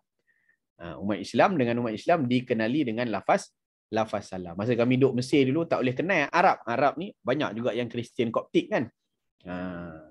Qibti tu banyak. Jadi muka semua muka Arab. Kita bukan kenal pun, jadi kita masuk kedai kita bagi salam ya. Assalamualaikum. Kan dia tak jawab. Kalau dia tak jawab tu bukan Islam tu. Kalau dia tak jawab bukan Islam. Kita nak confirm kan, kita tengok pula di tangan dia. Di tangan dia biasanya ada salib. Dia ada toreh ke, tatu ke macam mana. Di lengan ni biasa kita boleh nampak salib. Maka kita tahulah dia bukan orang Islam. Di sana memang lafaz salam tu subhanallah memang sangat-sangat ni lah. Kita dah terbiasa kat sana. Balik sini orang janggal tengok kita. Kat sana mana-mana pun bagi salam. Kan nak masuk lift bagi salam. Nak masuk teksi bagi salam. Nak jumpa orang lebih-lebih lagi lah. Semua bagi salam. Mula-mula balik dekat sini kita terbawa-bawa lah. Bila masuk dalam lift, yalah semua orang tak kenal kan dalam lift. Kita pergi entah ke mana-mana lift. Jabat kerajaan ke pergi mana. Masuk lift, Assalamualaikum. Satu lift jawab, Waalaikumsalam warahmatullahi wabarakatuh. Kan kita balik-balik buat kat sini, masuk lift, Assalamualaikum. Semua pandang. Apa hal budak ni? Bagi salam masuk lift, masuk rumah ke? Kan dia jadi pelik, masuk lift bagi salam. Tak? Bila jumpa. Kan? Bila jumpa. Afshus salam. Sebarkan salam di antara kalian. Tengok hadis atas tadi balik. Iza laqitahu, apabila bertemu dengan muslim yang lain, maka bagilah salam. Jumpa je bagilah salam. Assalamualaikum. Kalau boleh bagilah. Hak dalam kereta, jumpa selisih kereta, kenal cam kereta, salam kita bagi high beam je lah. Kan? Dah tak boleh nak dengar. Tapi kalau boleh dengar, maka bagilah salam. Okay. An Abi Hurairah radhiyallahu anhu anna rajulan marra ala Rasulillah sallallahu alaihi wasallam wa huwa fi majlisin faqala assalamu alaikum faqala 10 hasanat famarra rajulun akhar faqala assalamu alaikum warahmatullah faqala 20 hasanah famarra rajulun akhar faqala assalamu alaikum warahmatullahi wabarakatuh faqala 30 hasanah faqama rajulun minal majlis wa lam yusallim faqala Rasulullah sallallahu alaihi wasallam ma aushaka ma nasiya sahibukum idza jaa ahadukumul majlis falyusallim fa in badalahu an yajlisa fal yajlis wa idza qama falyusallim mal ula bi ahqqi minal akhirah. Daripada Sayyidina Abi Hurairah radhiyallahu anhu bahawasanya seseorang melintas di hadapan Rasulullah sallallahu alaihi wasallam yang duduk di sebuah majlis. Seraya berkata, Assalamualaikum. Rasulullah sallallahu alaihi wasallam sabda 10. Kemudian ada pula yang lain yang melintas. Dia sebut 2 ni. Assalamualaikum warahmatullah. Salam sejahtera ke atasmu, rahmat ke atasmu. 2 nampak? Dia bagi. Rasulullah SAW bersabda 20. Kemudian ada pula orang ketiga melintas, dia pun sebut penuh. Assalamualaikum warahmatullahi wabarakatuh. 3 dia bagi. Rasulullah SAW bersabda 30 kebaikan. Kemudian seseorang berdiri meninggalkan majlis itu dan tidak mengucapkan salam. Ada seorang dia bangkit keluar daripada majlis, dia tak bagi salam. Baginda Rasulullah SAW bersabda, Mungkin sahabat kamu tu lupa. Dia tolong peringatkan dia lah. Apabila salah seorang kamu datang dalam majlis, hendaklah terlebih dahulu dia mengucapkan salam. Jika dia rasa mahu duduk di majlis itu, hendaklah dia duduk. Rasa-rasa nak stay, stay lah. Tapi kalau nak bangkit, ada hal. Bangkit, apabila dia bangkit berdiri meninggalkan majlis itu, maka hendaklah dia mengucapkan salam terlebih dahulu. Jadi datang dan pergi sebenarnya. Tiadalah salam pertama di saat ketibaannya itu lebih utama diucapkan daripada salam perpisahan. Cumanya dalam kes macam ni, kalau kita dalam majlis besar, jangan ganggu majlis pula. Kita bagi salam pada siapa? Orang yang dekat kita lah, orang sebelah tu. Kita dah duduk kejap, masa datang, bagi salam orang sebelah. Assalamualaikum. Orang sebelah pun, Waalaikumsalam. Tak adalah ganggu majlis. Hak ni, apa namanya, talk share tengah majlis bercakap, depan, tengah baca hadis. Dia nak suruh talk share jawab, masuk. Assalamualaikum. Jadi jenuh lah. Kalau 30 orang datang waktu tengah-tengah majlis, sampai bila pun kerja Syekh nak jawab salam je. Waalaikumsalam, Waalaikumsalam, Waalaikumsalam. Orang datang pula bukannya serentak duduk lepas tu stay situ. Datang dan pergi. Jadi ucapkan salam ketika datang dan pergi itu kepada orang yang dekat sahaja. Orang yang dekat sahaja. Baik. Jadi dalam lafaz ini, 3 ni, pahala, ruang pahala bagi salam ni, Assalamualaikum saja 10. Assalamualaikum warahmatullahi 20. Assalamualaikum warahmatullahi wabarakatuh 30. Dengan satu ucapan salam sebenarnya kita dah minta kepada Allah 3 kebaikan kepada saudara kita. Sejahtera, rahmat, berkat. Kita bagi salam saja kawan kita tadi, saudara kita tadi sudah dapat 3 perkara daripada Allah. Sejahtera, rahmat, berkat. Yang mana kalau hidup kita ada 3-3 ni aman. Kan sebab tu kita sesama Muslim, kalau hayati lafaz ini, takkan berlaku sama-sama Muslim aniaya yang Muslim yang lain. Takkan berlaku seorang Muslim menganiaya, menzalimi Muslim yang lain. Takkan berlaku seorang Muslim tipu Muslim yang lain. Sebab apa? Sebab lafaz yang dia ucapkan daripada lafaz salam tadi takkan berbeza daripada tindakan dia. Mulut sebut, semoga engkau selamat, semoga engkau dapat berkat, semoga engkau dapat rahmat. Tiba-tiba lepas dia ucapkan ucapan macam tu, dia pukul kawan tu. Maknanya apa? Maknanya tak selamat kawan tu. Kan? Lepas dia sebut macam tu, dia kenakan aniaya kawan tu, zalim kawan tu. Mana dapat kasih sayang, rahmatnya mana? Tak nampak pun. Jadi ucapan tak selari dengan tindakan. Sebab tu penghayatan kepada lafaz salam ni merupakan satu rahmat, kerana apabila kita nakkan kebaikan kepada orang tu, maka tindakan yang akan kita zahirkan kepada Muslim yang lain dengan apa namanya, manifestasi kepada ucapan salam tadi tu adalah memang sahabat kita tu akan berada dalam rahmat, dalam keselamatan dan dalam kebaikan, dalam keberkatan. Sebab apa? Kita dah ucapkan macam tu pada dia, maka takkan tindakan kita tu nak menyakiti dia, takkan tindakan kita nak zalim pada dia. Jadi itulah disebutkan, maknanya 3 perkara tadi, ini satu rahmat yang Allah Ta'ala bagi daripada ucapan salam. Kan? Yang ke-8, mendoakan rahmat bagi orang yang bersin. An Abi Hurairah radhiyallahu anhu anna Rasulullah sallallahu alaihi wasallam qala, tadi saya lupa tak? Orang yang bagi salam ni kan, kalau orang bergaduh susah dia nak bagi salam. Dia akan cuba mengelak. Ya tadabarun, dia akan saling membelakangi. Sebab kalau selisih, Allah nak kena bagi salam pula. Kalau bagi salam, bukan boleh bagi salam elok-elok, apa yalah, kalau bagi salam elok-elok kan dia ingat berdamai pula. Masalah juga. Kan dah lafaz salam tu lepas tanda damai kan. Kita pun kalau anak-anak bergaduh, kita anak-anak bergaduh, dah bergaduh, kita leraikan, dah okey sikit, kan kita suruh salam. Salam abang, salam. Walaupun ucapan tidaklah bagi salam Assalamualaikum tu, tapi salam musafahah, salam tangan tu tanda damai. Kalau dengan orang lain kita boleh tegur dia, dan orang Islam syiar teguran itu dengan salam kan, kita tegur Assalamualaikum orang Islam. Jadi kalau boleh tegur, tandanya baik, tandanya dia boleh bercakap dengan kawan tu. Kalau dia tak nak tegur sampai dia mengelak, sebab apa? Sekarang kena bagi salam, maknanya itu ada masalah pada urusan rahmat, urusan kasih sayang dia tu ada masalah. Baik, mendoakan rahmat bagi orang yang bersih. An Abi Hurairah radhiyallahu anhu anna Rasulullah sallallahu alaihi wasallam qala lamma khalaqallahu Adam wa nafakha fihi ruh atasa faqala alhamdulillah fahamidallaha biiznihi faqala lahu rabbuhu yarhamukallah ya Adam idhhab ila ulaikal malaikati ila mala'in minhum julusin faqul assalamu alaikum qalu wa alaikassalam wa rahmatullahi thumma raja'a ila rabbih faqala inna hadhihi tahiyyatuka wa tahiyyatu nabiyyika bainahum tahiyyatu banika bainahum. Daripada Abi Hurairah radhiyallahu anhu telah bersabda Rasulullah sallallahu alaihi wasallam ketika Allah menciptakan Adam alaihi salam dan meniupkan roh padanya lalu dia bersin. Kemudian berkata alhamdulillah. Jadi Nabi Adam bila Allah Taala ciptakan dia bersin. Dia sebut alhamdulillah. Dia memuji Allah dengan izinnya. Jadi dimasukkan roh ini daripada kepala. Ya. Daripada kepala function akal, mata celik. Bila hidung function jadi dia hidung function bersin. Lepas hidung turun ke bawah mulut function. Hak ni bersin, hak ni terus ucap alhamdulillah. Nampak? Jadi dengan izin Allah pada penciptaan Adam itu tengok roh kita tu kan masuk daripada kepala sampai kaki ujung. Nanti roh keluar macam tu juga daripada kaki dia naik sampai kepala. Kan ada hadis sebut tidak lagi diterima taubat apabila nyawa sudah sampai ke kerongkong. Daripada bawah kan.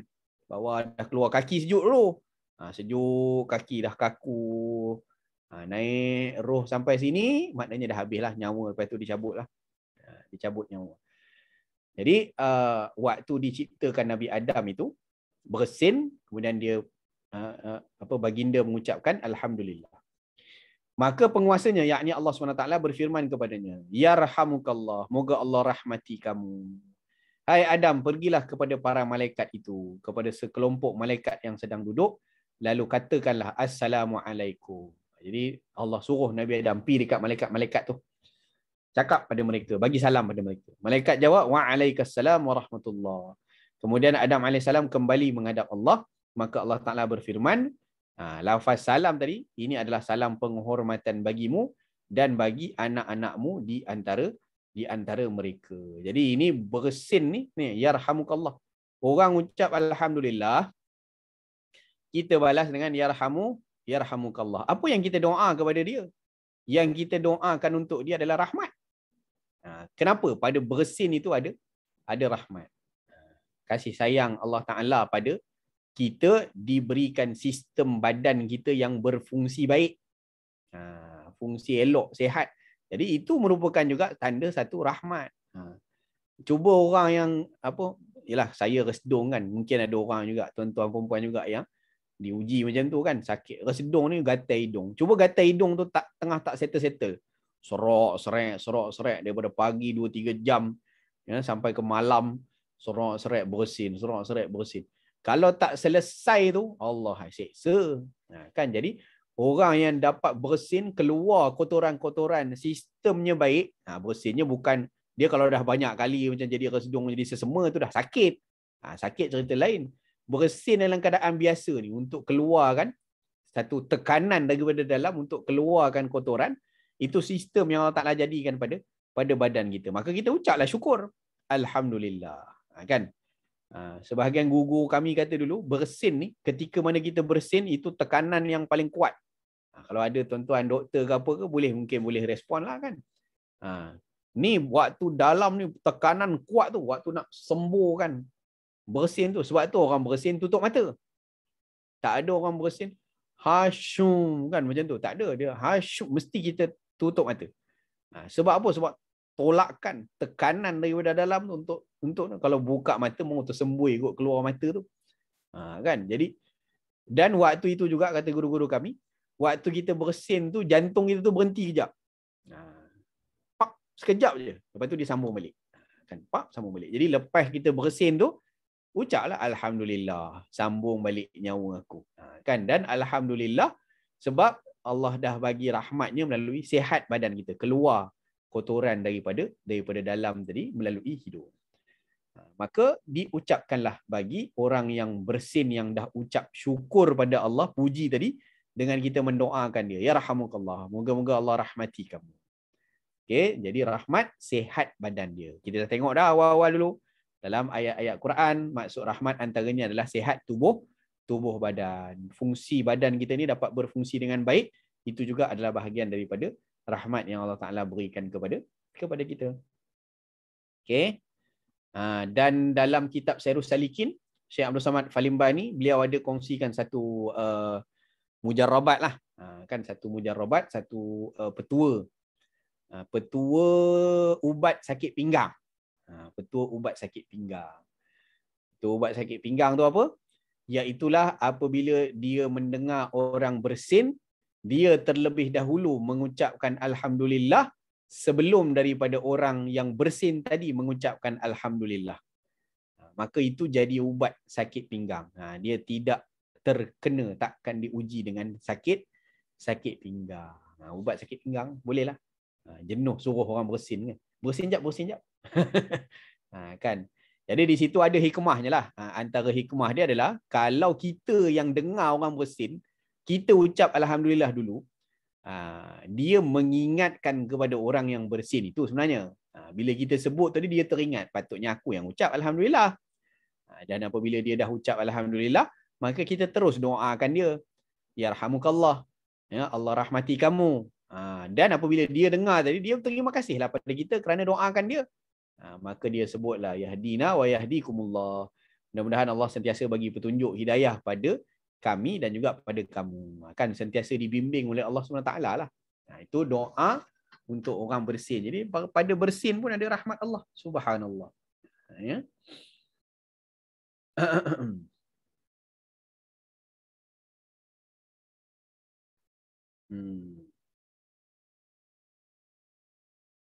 Okey, saya sambil-sambil tengok soalan sama. Dalam era kita berkomunikasi yang perlukan kepantasan dalam menyampaikan mesej, maka kita terpaksa gunakan bahasa, perkataan dan penulisan yang ringkas tapi padat. Contohnya kita gunakan huruf tertentu untuk memberi atau menjawab salam dalam WhatsApp. Okey. Jadi nak minta nasihat Ustaz, apakah cara terbaik dalam selaras dengan kehendak syarak? Jadi tulisan ni berbezalah dengan sebutan. Tulisan memang dia akan ada simbol. Kalau kita rajin nak tulis penuh, itu afdal. Assalamualaikum, nak tulis penuh. Tapi kalau nak tulis pendek, saya rasa semua orang pun akan faham bahawa itu adalah ucapan salam. Contohlah dulu jadi isu orang kata akum kan, akum. Dulu orang tulis akum. Kita pun baca mesej tu, kita tahulah akum tu adalah short form bagi Assalamualaikum. Kan, lepas tu orang dulu pun bubuh lah macam-macam kan. Akum tu Yahudi yang maksudnya apa namanya? Saya sayang Yahudi lah apa benda. Itu pun kita pun tak tahulah apa benda daripada mana datang. Tapi short form ni dia tulisan, dia berbeza dengan sebutan. Cumanya lebih afdal lah untuk kita tulis penuh. Itu sebagai satu adab lah. Ya, satu adab.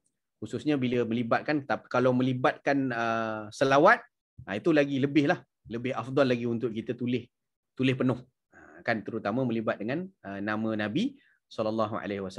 Sebahagian tu dia simbolkan saja SAW. Tapi ada sebahagian guru kami sangat tidak selesa. Jadi saya pun macam tu jugalah.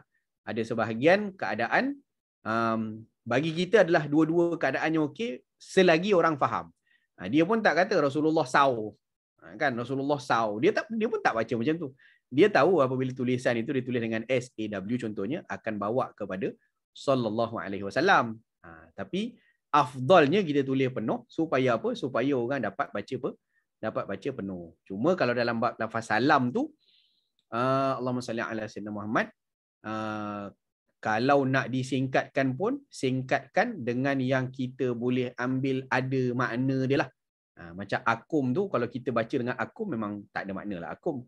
Jadi why not kita tukar dengan salam? Kan salam itu memang maksudnya adalah sejahtera. Kan salam kan, salam satu Malaysia, salam pagi, salam rindu, salam. Jadi salam tadi tu juga kalau kita nampak perkataan tu kita tahu bahawa dia adalah memaksudkan Assalamualaikum warahmatullahi wabarakatuh, dan kita juga mungkin jawab dengan jawapan yang sama, salam juga. Dan niat kita adalah dengan salam yang short form tadi tu untuk Waalaikumsalam warahmatullahi wabarakatuh. Bagi saya tak ada masalah. Ya, bagi saya tak ada masalah. Melainkan jangan ngarut sangat lah kan. Dia betul apa WeChat sangat kan. Budak-budak WeChat sangat sampai tak faham sebenarnya apa benda dia tulis ni. Kan. AM je. AM. Assalamualaikum dia ambil hak depan dengan ujung. Am ni kejadah apa pula ni. Kadang-kadang budak-budak WeChat ni teruk sangat pun short form dia. Kan. Tak gina. Kan. Tak gina apa benda tu. Aku tak pergi sana. Jadi dia tulis tu kalau boleh 2 huruf je dia tinggalkan. Memang langsung tak jadilah kan. Jadi biar walaupun ringkas tapi kita fahami ertinya. Wallahualam. Okey. Terus hadis yang ke-9. Rahmat untuk orang sakit. Kita ambil 10 hari ni. Okey kot. 10.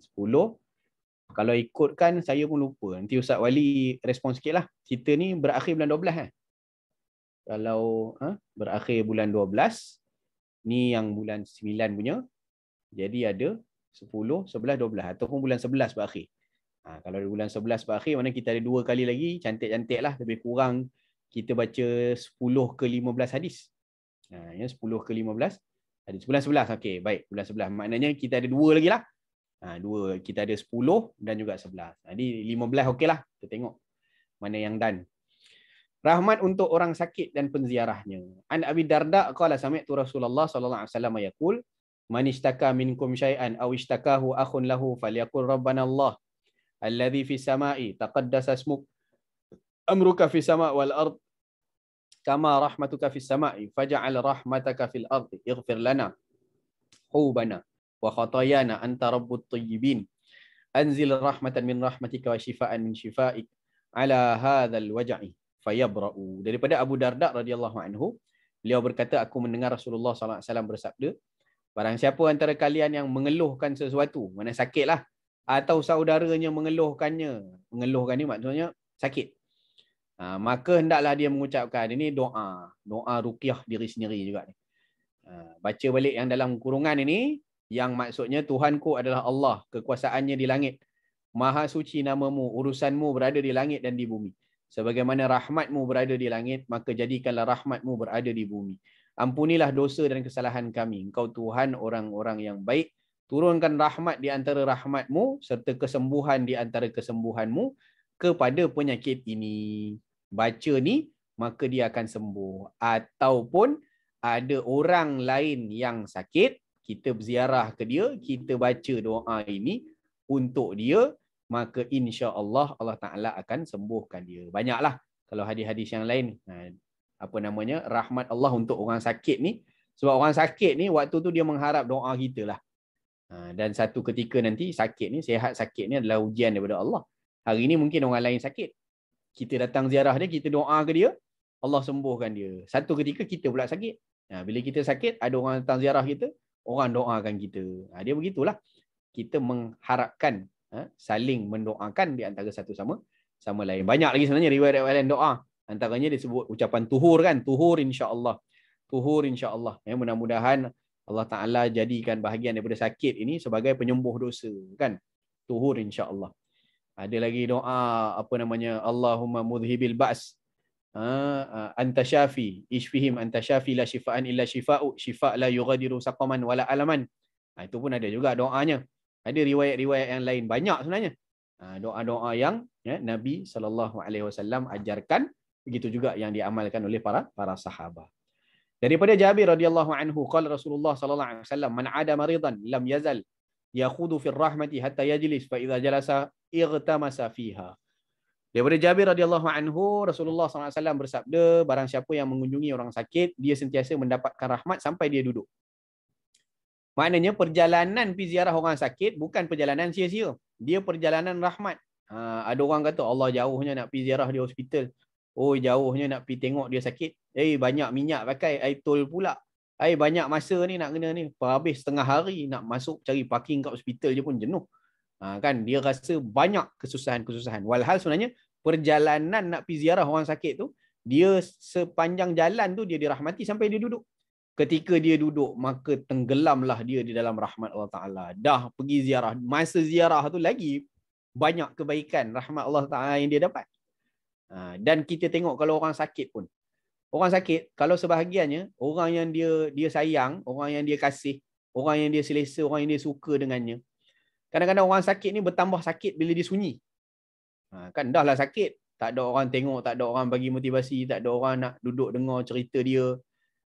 Kadang-kadang orang sakit dia tiap-tiap kali orang datang tu tak jemu dia cerita macam mana hang boleh accident ni. Kan. Jadi itulah ceritanya dia cerita. Padahal orang ke-56 tu yang tanya tu, dia datang macam mana boleh accident. Datang-datang hang ni orang ke-56 ni, aku dah cerita pada 55 orang sebelum hang. Hang dengar je lah aku punya ni. Rakaman ni aku dah rakam dah cerita aku macam mana aku boleh accident. Letih lah nak cerita. Kan? Tak kisahlah. Kita pun tengok-tengok juga kalau dia tak selesa atau tak fit untuk cerita, jangan kita desak-desak. Kan? Tanya tu benda biasa dan mereka pun biasanya itulah. Cuma orang sakit ni, dia lagi sakit bila dia sunyi. Sebab tu orang sakit, bila datang orang yang dia sayang, datang orang yang dia suka, kadang-kadang tak terasa sakit dia. Walaupun dia sakit lah. Kan? Bila kita kabur nak balik dah. Allah kejapnya datang. Tak puas sembang dengan hang. Lepas ni, sunyi balik lah aku. Duduk balik lah, mengadap langsir, mengadap shilling hospital ni. Kan? Jadi, hatta dalam fiqah, dalam hukum, orang yang sebegini diberi uzur sembahyang Jumaat. Maksud orang sakit ni tadi, dia lebih sakit kalau kita tak ada jaga dia.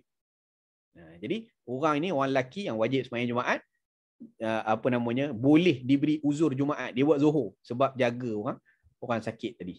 Dia akan lagi sakit kalau kita tak ada di sisi dia. Cucu kan rapat dengan atuk, nak atuk jaga. Kalau tak, doktor pun payah nak handle dia.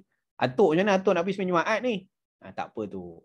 Kan boleh dapat keuzuran solat Jumaat. Tak berdosa lah dia tak pergi sembahyang Jumaat hari tu. Sebab jaga cucu yang sakit contoh. Baik. Itu rahmat Allah kepada orang sakit. Ialah kita pun tak tahu sihat sakit ni boleh jadi datang dan pergi. Jadi waktu kita dengar orang sakit, kita doakan mereka. Mudah-mudahan waktu kita sakit ada orang doa untuk kita. 10. Rahmat bagi yang sabar dan mengharap ganjaran. An Aisyah radhiyallahu anha, zaujin Nabi sallallahu alaihi wasallam qalat, sa'altu Rasulullah sallallahu alaihi wasallam 'an at-ta'un fa akhbarani annahu 'adzabun yab'athuhu Allah 'ala man yasha wa anna Allah ja'alahu rahmatan lil mu'minin. Laisa min ahadin yaqa'u ta'una fayamkuthu fi baladihi sabiran muhtasiban. Ya'lamu annahu la yusibuhu illa ma kataballahu lahu illa kana lahu mithlu ajri syahidin. Daripada Aisyah radhiyallahu anha, isteri Nabi sallallahu alaihi wasallam, beliau berkata, aku bertanya Rasulullah sallallahu alaihi wasallam mengenai wabak taun. Baginda memberitahuku bahawa itu adalah azab yang Allah utuskan kepada sesiapa yang Allah kehendaki, dan bahawasanya Allah akan jadikan penyakit itu sebagai rahmat kepada orang beriman. Rahmat, penyakit jadi rahmat. Kan? Jadi azab Allah Taala boleh utuskan, tapi dalam azab itu dia kena pada semua. Kan kalau datang penyakit macam taun, macam COVID kan. Orang soleh pun kena COVID, orang jahat pun kena COVID. Macam itulah. Tapi bagi orang beriman, Allah jadikan penyakit itu sebagai rahmat. Tak ada sesiapa yang terkena taun dan duduk tetap di negerinya dalam keadaan sabar, mengharapkan ganjaran dari Allah. Diharapkan pahala lah, ya Allah, aku sakit ni, aku ingat engkau. Dan aku ingat juga orang lain, tak jadi asbab untuk penularan kepada orang lain. Dan yakin jangkitan yang berlaku tidak menimpanya melainkan apa yang sudah dalam ketentuan Allah Ta'ala baginya. Melainkan Allah Ta'ala akan memberinya seumpama pahala orang syahid. Jadi sabar dia tadi tu adalah bahagian daripada rahmat. Orang yang tidak beriman kepada Allah Ta'ala, boleh jadi itu bahagian kepada satu azab. Kan? Sebab kalau Allah nak berikan dia kebaikan, maka diberikan dia iman sebelum daripada kematiannya. Diberi hidayah kalau Allah nakkan kebaikan bagi diri dia. Tapi kalau Allah azabkan dia, dia sebenarnya kena tu serupa je. Orang tak beriman pun sakit-sakit juga. Ada juga mati kanser, mati sakit, mati aksiden, mati juga. Orang beriman pun macam tu juga. Jadi musibah juga. Ada yang dilanda penyakit ke, wabak ke, aksiden ke, apa yang berlaku. Serupa saja. Kebarangkalian untuk jadi pada kedua-duanya serupa saja. Tapi orang beriman, bila kena, dia jadi rahmat pada Allah. Kita pun tahu kan, orang mati aksiden, mati lemah, mati terbakar, mati tu kan semua syahid akhirat. Semua syahid akhirat tu dapat pahala syahid. Maknanya besarlah, dan Allah Ta'ala jadikan pengampunan. Boleh jadi. Itu sebab dia, maknanya dia memilih, dia kematiannya tu nampak mengerikan kan. daripada sudut pandang kita lah. Tapi rupa-rupanya kesakitan ataupun kengerian dia mati tadi tu menyebabkan Allah Ta'ala jadikan itu sebab diampun dosa-dosa dia semua. Jadi baik tak untuk dia? Baik untuk dia. Kita je nampak mayat dia rentung, sedih. Tengok rupa-rupanya syahid akhirat. Pahala yang begitu besar. Adakah Allah Ta'ala bagi macam tu pada orang yang tidak beriman? Tidak. Kalau tak beriman, rentung-rentung saja. Rentung saja, tak ada apa-apa. Lemah-lemah saja. Dah lemah pun tak beriman juga pada Allah Ta'ala. Jadi kayu bakaran api neraka sajalah. Tak ada apa-apa kebaikan untuk dia. Jadi itu penyakit-penyakit walaupun nampaknya mengganas, walaupun nampaknya, tapi di sana sebenarnya Allah Ta'ala nak bagi rahmat. Ada bahagian rahmat kepada orang yang beriman. 11. Tangisan rahmat. Biasa kita dengar. Menangis pun boleh jadi rahmat ya. An Ibn Abbas radhiyallahu anhuma qala akhadha Rasulullah sallallahu alaihi wasallam ibnatan lahu taqdi fahtadanaha fawada'aha baina yadayhi famatat wa hiya baina yadayhi wa sahat ummu Aiman faqala ya'ni sallallahu alaihi wasallam atabkina 'inda Rasulillah faqalat alastu araka tabki qala inni lastu abki innama hiya rahmatun innal mu'mina bikulli khair ala kulli halin inna nafsahu tunza'u min baini jambaihi wa huwa yahmadullah ta'ala. Daripada Ibnu Abbas radhiyallahu anhuma, beliau berkata, Rasulullah sallallahu alaihi wasallam memangku anak perempuan yang sakit. Ada baby sakit, dah nazak lah sebenarnya. Dipeluknya dan diletakkannya di hadapannya. Anak itu kemudiannya wafat di hadapan Nabi sallallahu alaihi wasallam. Tiba-tiba Ummu Aiman menangis dengan suara yang keras. Apa kita panggil istilah dia? Meraung lah. Macam meraung lah kan. Macam orang histeria macam tu. Maka Nabi SAW bersabda, kenapa engkau menangis di sisi Rasulullah? Dah kenapa ni? Ummu Aiman pun menjawab, bukankah aku juga melihat engkau menangis? Kau menangis tak apa pula? Kita kena tahu siapa ni yang berani jawab macam ni. Ummu Aiman. Ummu Aiman ni pengasuh Nabi. Nabi SAW kata, Ummu Aiman, ummi ba'da ummi. Ummu Aiman ni ibu selepas ibuku. Pengasuh Nabi SAW. Jadi, jawapannya tu pun biasa macam seorang mak lah kepada anak kan. Aku tengok engkau menangis. Nabi SAW bersabda, sungguh aku bukannya menangis teresak-esak ni dengan keras. Kan aku bukan menangis macam kamu menangis tu. Tangisan ini sebab sedih tengok budak ni tadi. Tangisanku hanyalah tangisan rahmat. Kesian kan? Kasih. Kerana kasih maknanya budak ni meninggal, maknya mesti sedih. Keluarganya mesti terasa kehilangan dia. Takkan nak gelak masa tu. Jadi emosinya waktu itu adalah sedih. Dan disebabkan rasa sedih kerana kasih tadi akan terzahir di mata tadi dengan tangisan. Maka tangisan tu tangisan rahmat. Bukan meraung, bukan meratap, kerana ada adat orang-orang jahiliah pada waktu itu. Bila ada kematian maka mereka meratap. Jadi Nabi SAW nak bagi tahu, menangis boleh aja, tak ada masalah. Emosi itu adalah kesan daripada kasih kan. Jadi menangis kerana kasih tadi tak ada masalah lah. Ceritanya yang tak boleh itu adalah meratap.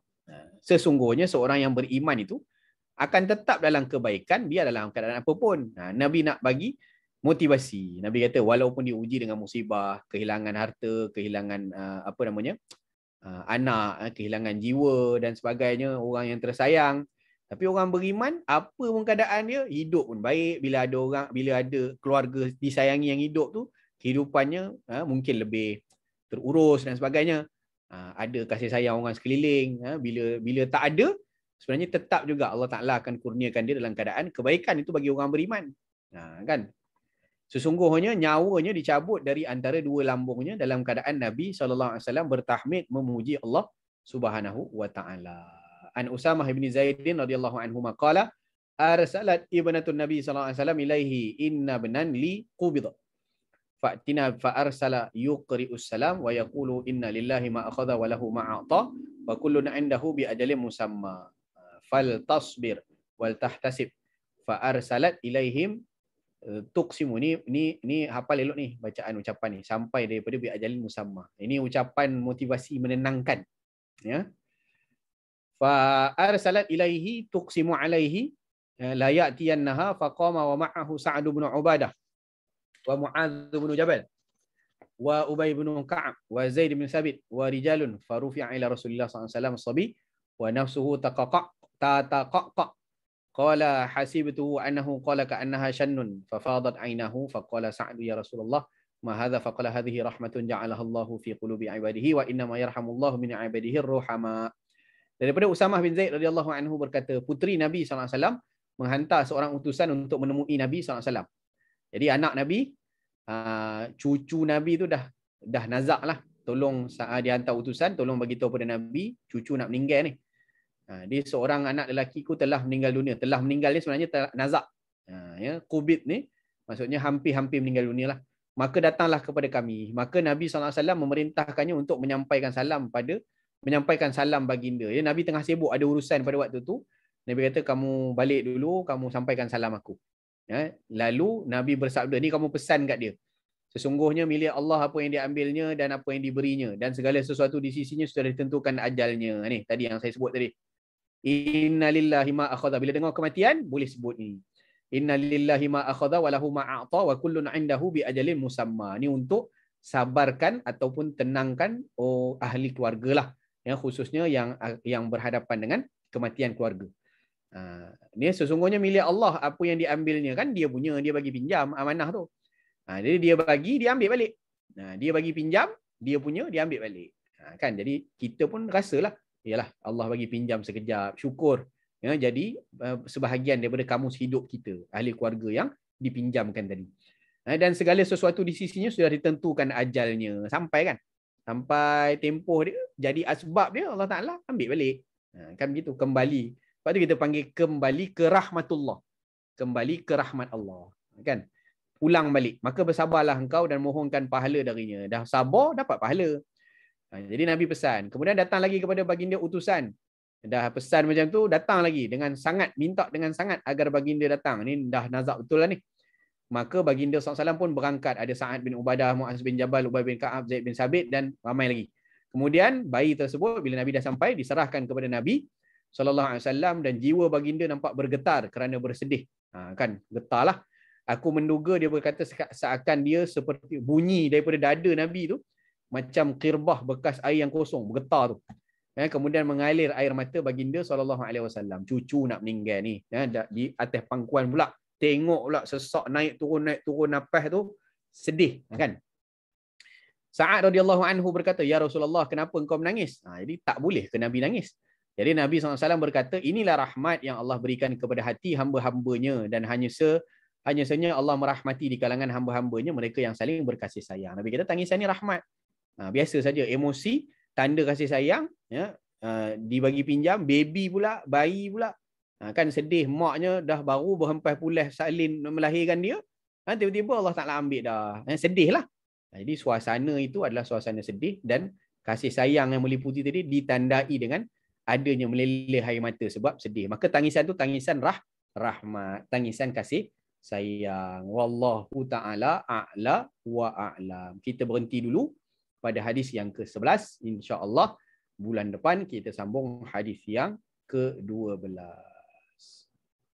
Ada soalan ke? Dah habis lebih masa dah?